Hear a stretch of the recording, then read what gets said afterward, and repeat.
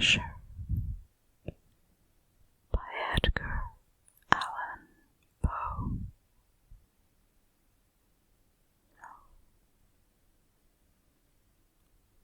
For several days ensuing, her name was unmentioned by either Usher or myself, and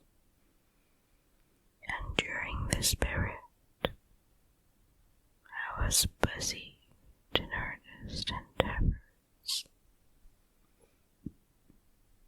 earnest endeavors to alleviate the melancholy of my friend. We painted, and we read together. Or I listened as if in a dream.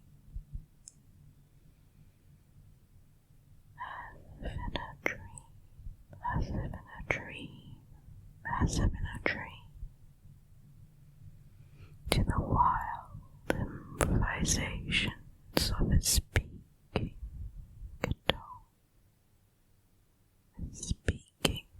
guitar. And thus, as closer and still closer intimacy admitted me more unreservedly into the recesses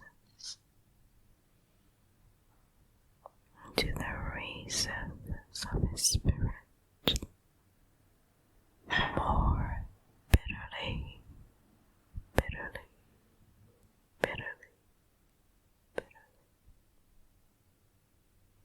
the more bitterly did I perceive the futility of all attempt at adjuring a mind from which darkness,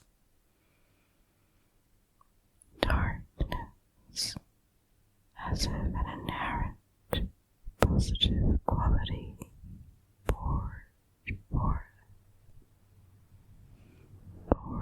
forth upon all objects of the moral and physical universe. The moral and physical universe.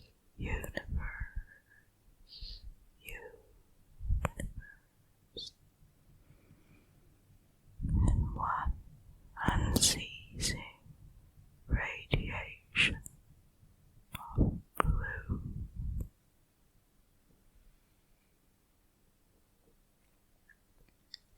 I shall ever bear about me a memory of the many solemn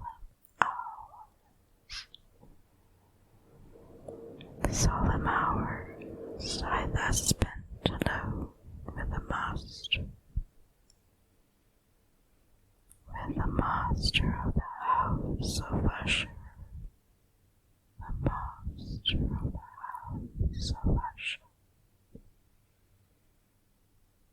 Yet I should fail in any attempt to convey an idea of the exact character of the studies, or of the occupations in which he involved me,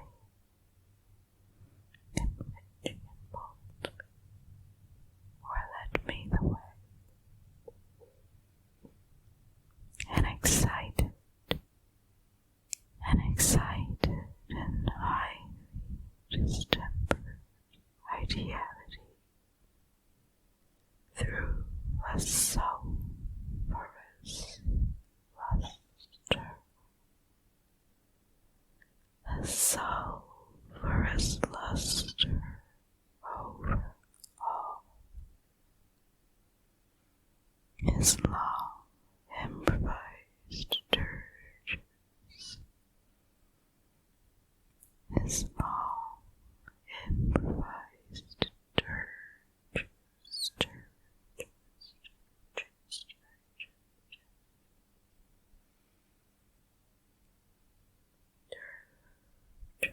bells will ring, will ring, will ring, will ring, forever, forever, forever in my ears, my ears, my ears.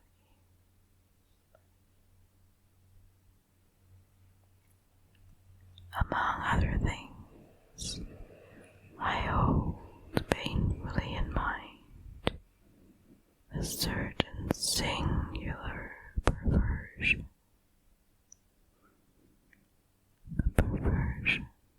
and amplification of the wild air,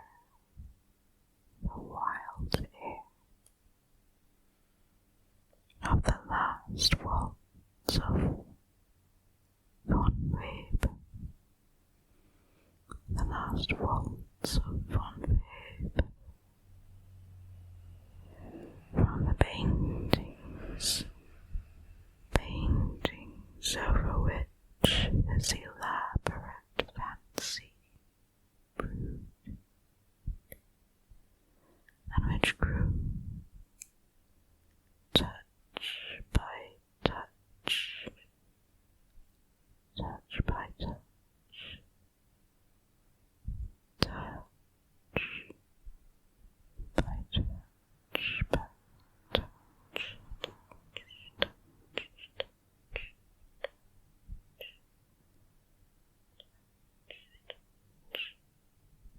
into the vagueness at which I shuddered, I shuddered, I shuddered, I shuddered.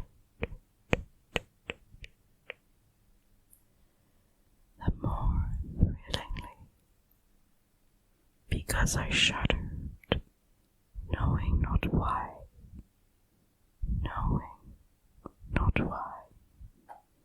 from these paintings, vivid as their images now are before me. The images before me. I would in vain endeavor to educe more than a small portion,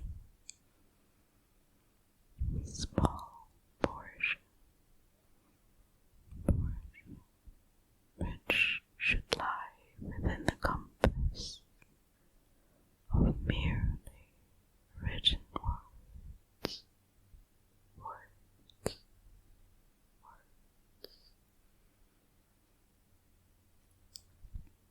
By the utter simplicity, by the nakedness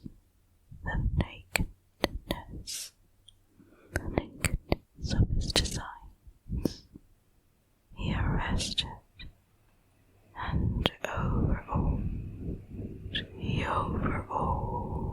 attention. If ever mortal painted an idea,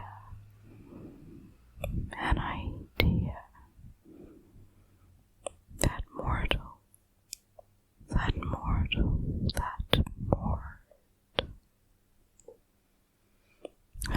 was Edgar Usher.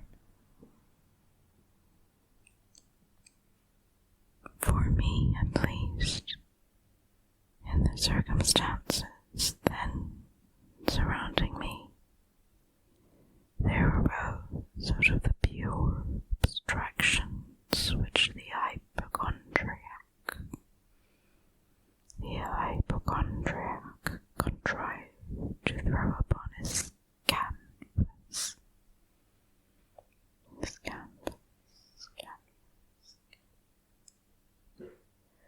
An intensity of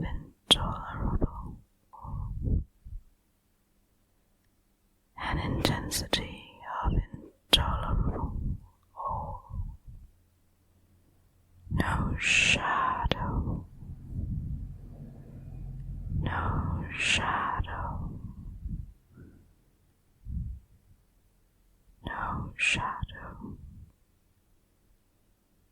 shadow of which felt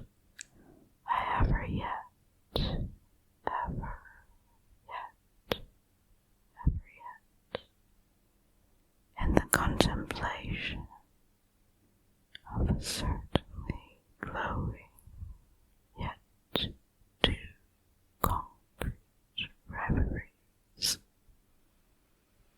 Concrete reveries, reveries, reveries, reveries, reveries, so silly.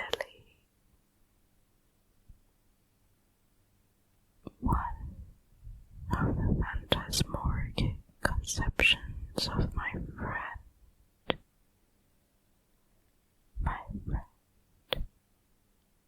partaking not so rigidly in the spirit of abstraction, may be shadowed for although feebly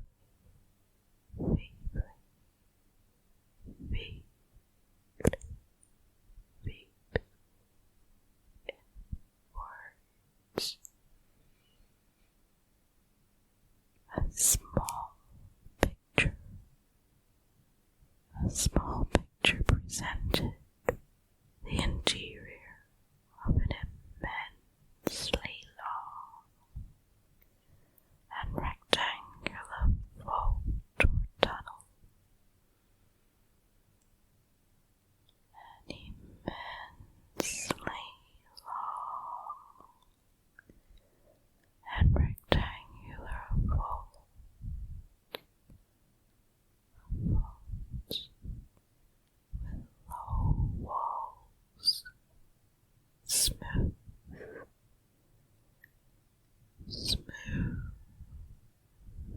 white, and without interruption or device. Certain accessory points of the design served well to convey the idea that this excavation lay at an exceeding depth,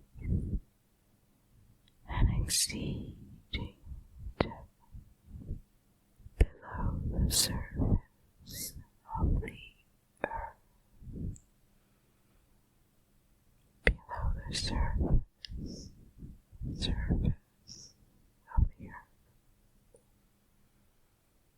No outlet was observed in any portion of its vast extent.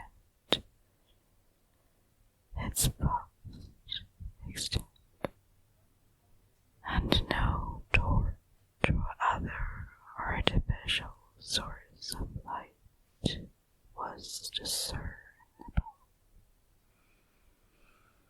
Yet a flood of intense rays rolled throughout and bathed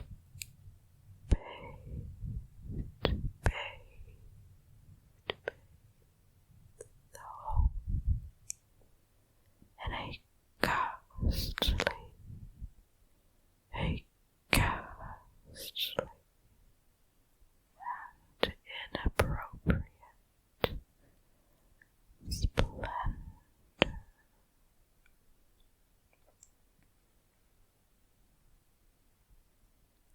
I have just spoken of that morbid condition of the auditory nerve, which rendered all music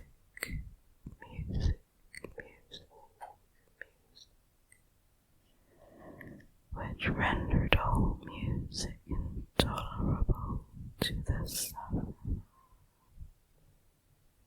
with the exception of certain effects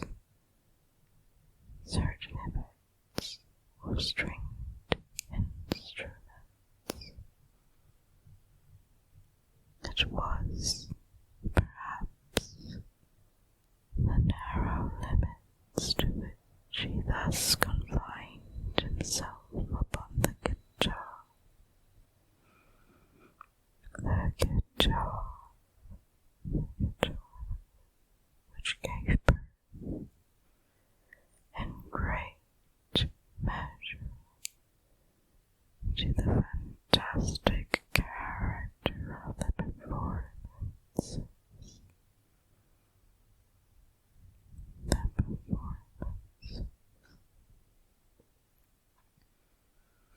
But the fervent facility of his impromptus could not be so accounted for. They must have been, and were, in the notes,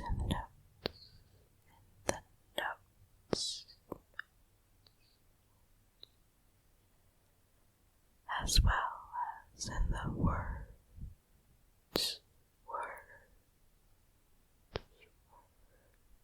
of his wild fantasias,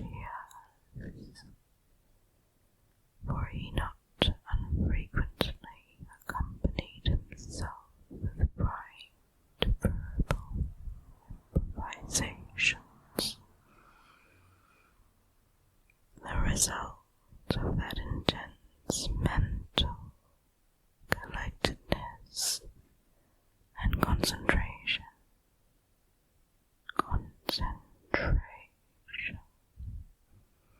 to which I have previously alluded, as observable only in particular moments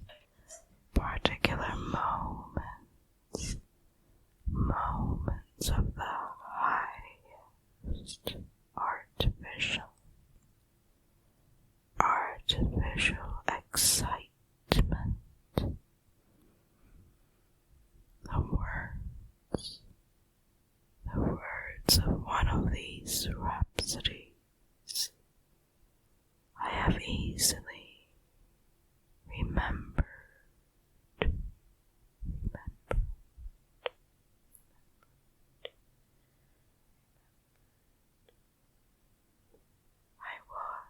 I was perhaps the more forcibly impressed with it as he gave it, because in the under or mystic current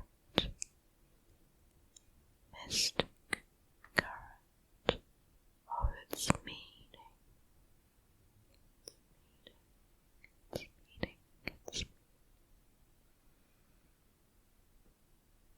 I fancied that I perceived, and for the last time, for the first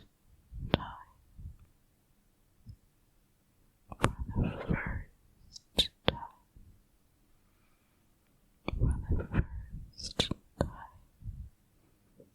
a full consciousness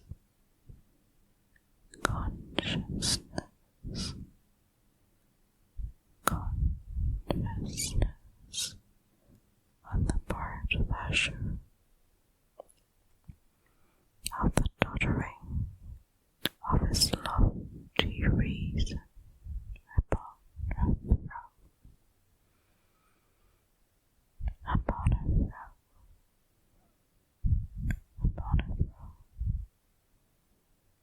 The verses which were entitled